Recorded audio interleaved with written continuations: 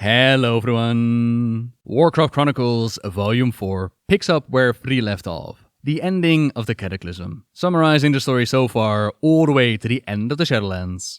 I won't be talking about every bit of information, most of it can still be found in-game, the story that we know and played through.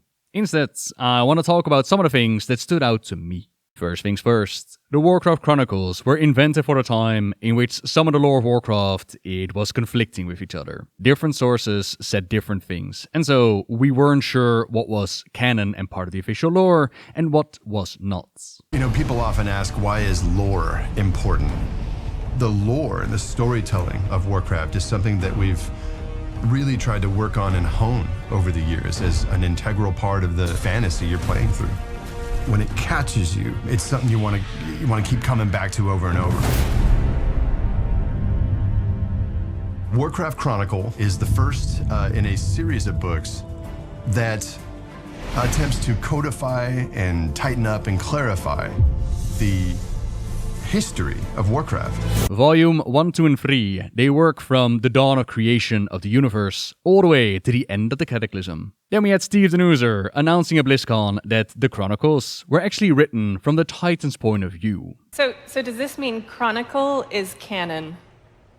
Oh, yeah. Well, I mean, Chronicle is something that we worked on, you know, all of us together going through the Warcraft's history. But the thing to remember about Chronicle that I want you to think about is that, you know, even any history, even something that's as encyclopedic as Chronicle, is written from a certain point of view.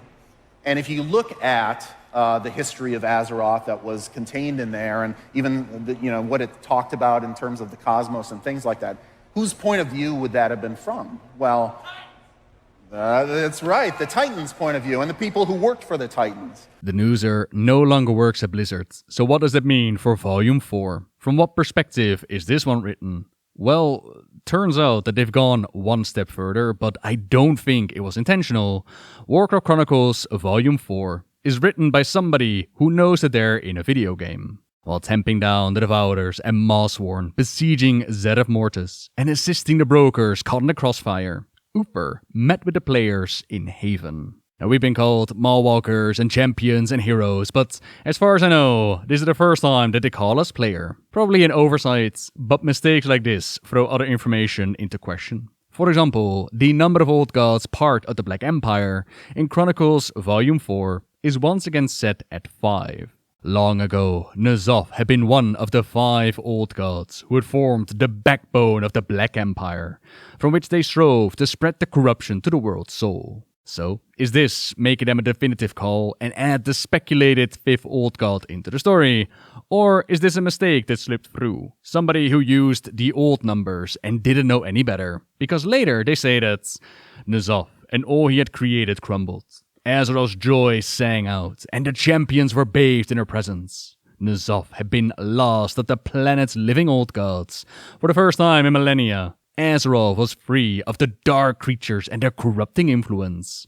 Magni and his allies had done what even the Titans could not. Though the world soul of Azeroth was still wounded, she was more at peace than perhaps she'd ever been before. Confirming that Azeroth, with the defeated N'Zoth, truly has been cleansed of the old god's influence. But if there were once 5, and N'Zoth is the last of the planet's living old gods at that period, what happened to that previously mentioned 5th? Again, is it a mistake? Or did it die before the Titan showed up? And if so, what happened to it?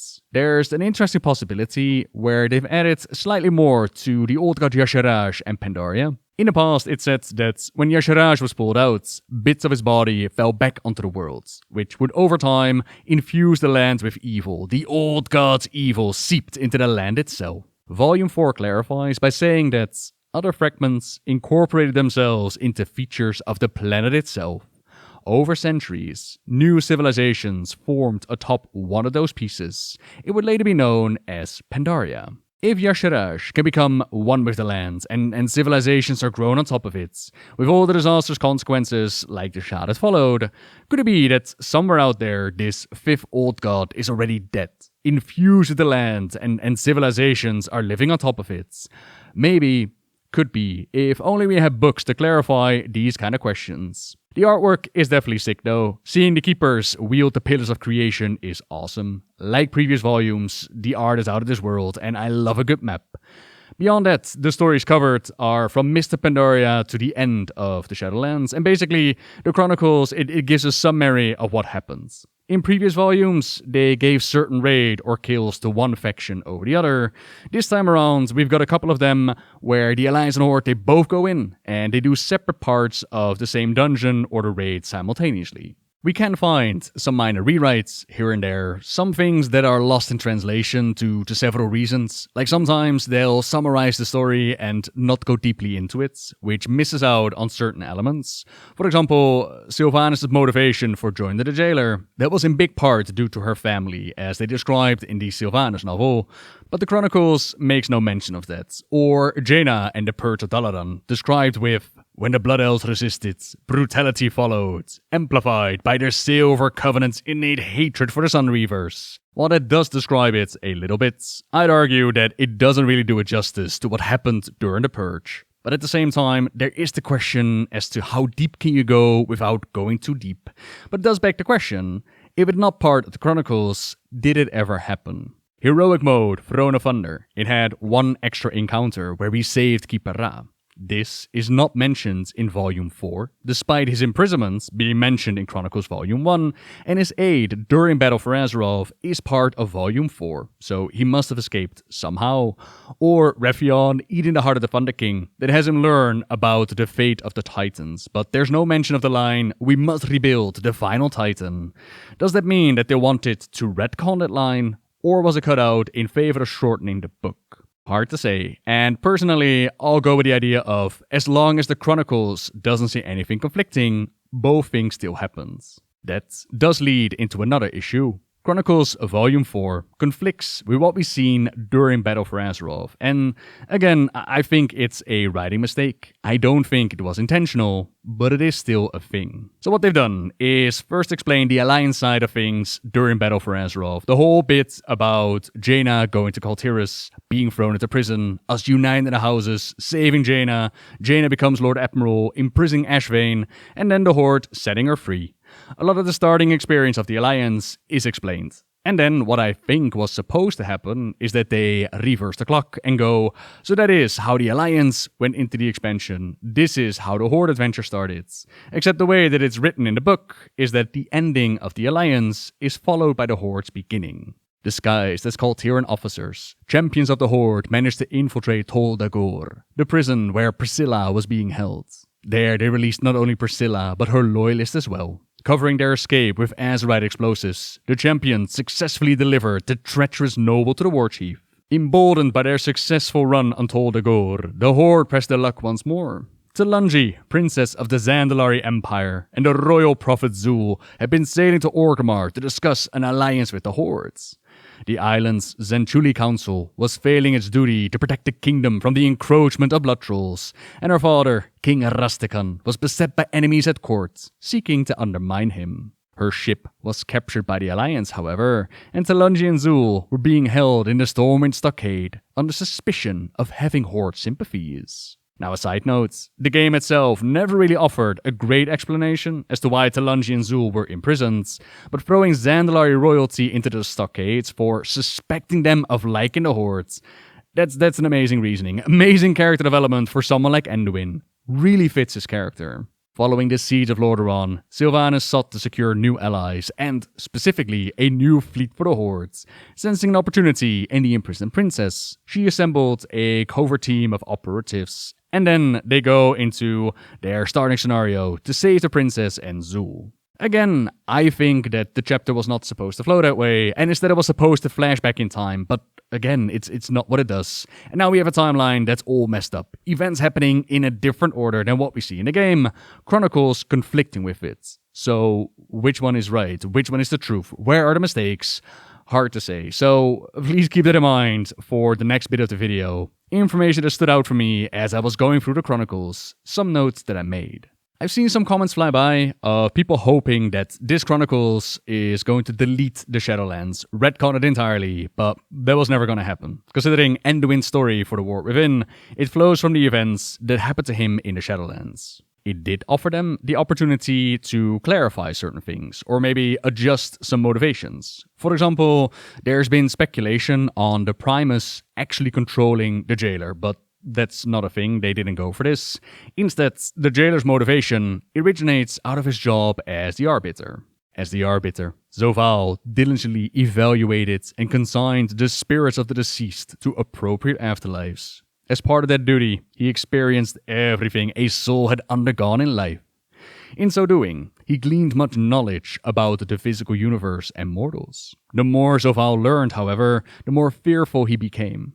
He foresaw the entirety of creation imperiled by an unseen power and became convinced that the forces of death as they now existed, fractured, would be insufficiently prepared to face it. He brought these concerns to the other Eternals, but they disagreed. If such a threat existed, they expected their deities, these first ones, would have already formed all creation, including death, in such a manner as to counter it. So, Zovaal experiencing the lives and knowledge from all these souls, it had him imagine a possibility in which an unknown threat would come for them. And this is what I mean with having the opportunity to explain something and not doing so. An unseen power, it's the same as you'll never be ready for what is to come. It says nothing. But they do make mention of the first ones again. The first ones, a concept built up in the Shadowlands and further explored in books like Grimoire of the Shadowlands. It was all presented with a big dose of point of view. Yet at the same time, we could see the works of the first ones with our very own eyes. Quests where we got relics connected to them, tests whether or not gates were going to open up for us, gates left behind by the first ones.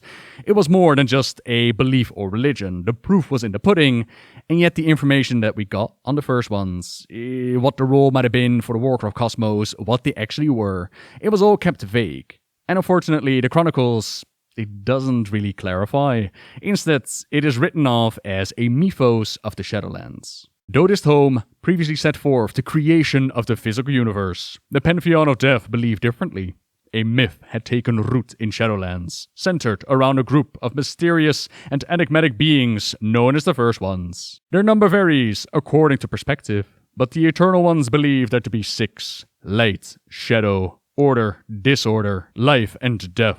Some believed in its 7th power, but its nature was unclear. These first ones existed in constant conflict with one another until opposition became balance and battle became creation. A design was formed, a pattern was drawn, and each gave something of itself to this manifestation. These interactions birthed children of their kinds, who existed similarly in both harmony and discord. Within this mythos, the denizens of the Shadowlands believed every sentient creature in the universe sprang from the original patterns fashioned by these first ones. The belief holds that these beings created the Titan Pantheon, the Old Gods, the Naru. They supposedly formed the realms of the living and also the dead, the Shadowlands and its Pantheon, the Eternal Ones. Access to Zereth Mortis had long ago been forbidden to the denizens of the Shadowlands. It was considered sacred and fundamental to their beliefs regarding the First Ones. According to their mythos, these First Ones had intended Zereth Mortis to be their workshop, a place from which they might craft various afterlives. Any interference with it could have drastic implications for the complex machinery of death. While they write it off as mythos, potentially again from the Titan's point of view, right, who would just see this as mythos, we have gone to Zereth Mortis. We have seen the machineries work with our own eyes, so if part of it is true, does that mean all of it is true? We have known an origin of the Warcraft universe, which was said to have been done by a singular, all-powerful entity. We've known an origin in the form of the Big Bang, light and void clashing with each other, and now we have the First Ones as progenitors of the cosmic forces, with each giving something of itself to this manifestation, to the patterns, the cosmology charts, with a potential 7th force. Light and void are going to have the part to play for the War Within, and the World Soul Saga is going to do some cosmic things as well. Perhaps the First Ones will be solidified in the future. Or perhaps they're going to take this into a completely different direction. Time is going to tell, but the idea is out there. What is an interesting touch is that it says that the birth of Argus did not destroy the planets that it was contained in, which gives hope to the idea of Azeroth waking up one day without destroying the planets that we live on. Then, for a completely different topic, they have confirmed that Grommash has died holding the line against Yrl during the Magar recruitment scenario. Then for Garrosh and the Mak'gora with Thrall, for the longest time people have been discussing whether or not Thrall cheated in that Mak'gora. If there were to fight, they would fight at the Stones of Prophecy, at the place where it all begun. Garrosh placed no limitation on what weapons or skills could be called on in the heat of battle. He saw himself as the superior warrior, and wanted there to be no question of his victory.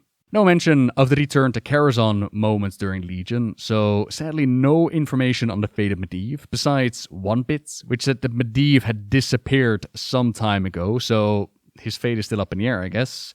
Now, as a final thing to end the video, recall the moment in Battle for Azeroth where Anduin called upon the light and the soldiers rose up again.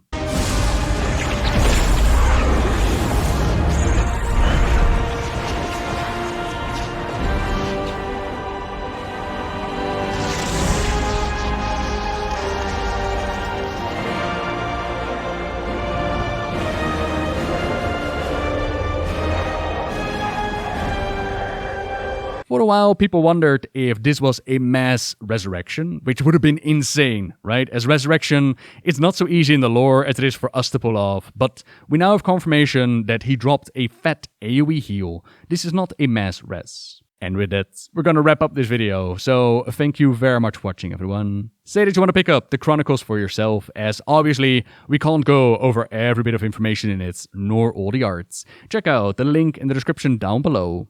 You could also subscribe if you like my videos, leave a like if you enjoyed this one, and until next time, see ya!